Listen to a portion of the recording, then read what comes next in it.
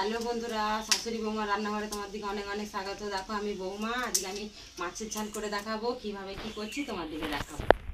এই মাছ তোমাদের কাটা দেখিয়েছি, এটা নিয়ে নিয়েছি। মাছটা আমি ভেজে নেবো। প্রথমে আমি নুন মাখিয়েই রেখেছি, এবার হলুদটা মাখিয়ে নেবো।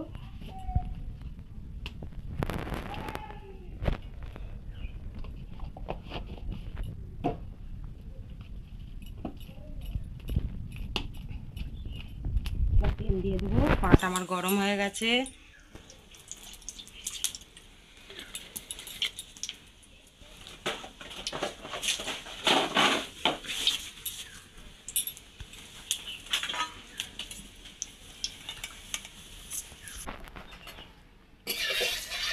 দেখো বন্ধুরা, তেলটা আমার গরম হয়ে গেছে। এবার আমি রুই মাছের চাকাগুলো দিয়ে এগুলো মুড়োগুলো আগে দিয়ে ভেজে নেবো।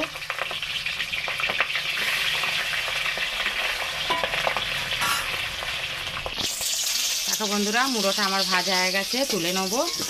মুড়ো যত আস্তে ধীরে ভাজবে তত খেতে ভালো লাগবে। এবার আমি সব কটা মাছ কড়াই তুলে দেবো, দিয়ে ভেজে নেবো।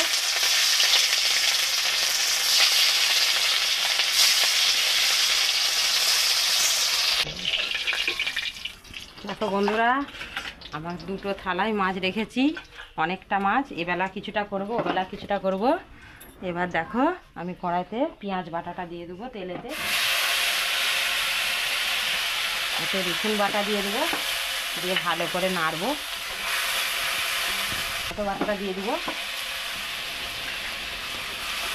দিয়ে ভালো করে কষবো। দিয়ে একটু জল দিয়ে দেবো।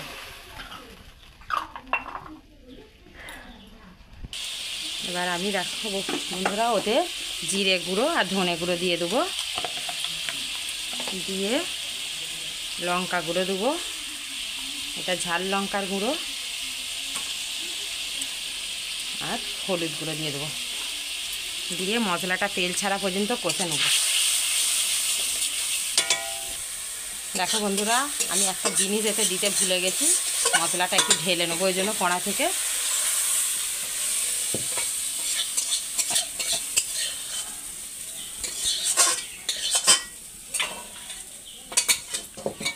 আমি কিছু ক্যাপসিকাম রেখেছি, ক্যাপসিকামটা দেবো। প্রথমে কড়াইতে তেল দিয়ে দেবো, ক্যাপসিকামটা তুলে দেবো, দিয়ে ক্যাপসিকামটা আমি একটু ভালো করে ভেজে নেবো।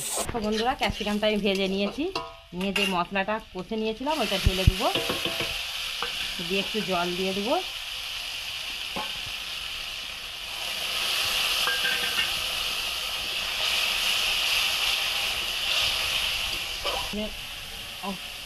উনুনের আঁচটা একটু কমিয়ে দেবো, কমিয়ে দিয়ে টক দইটা দিয়ে দেবো।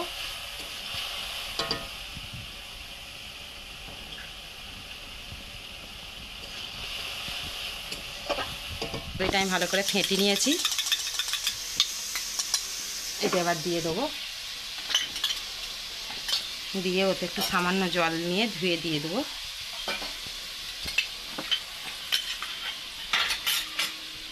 দিয়ে ঝালটা আমার ফুটে গেছে, এবার মাছগুলো একটা একটা করে দিয়ে দেবো।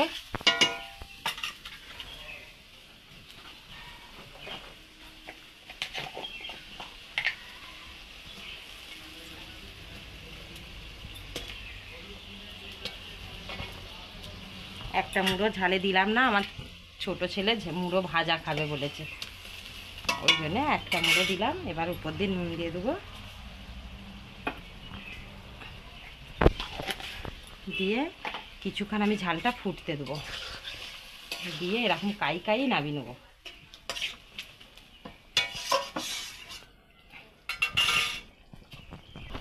দেখো বন্ধুরা, রুই মাছের তেল কাই আমার একদম রেডি হয়ে গেছে, এবার নামিয়ে নেবো।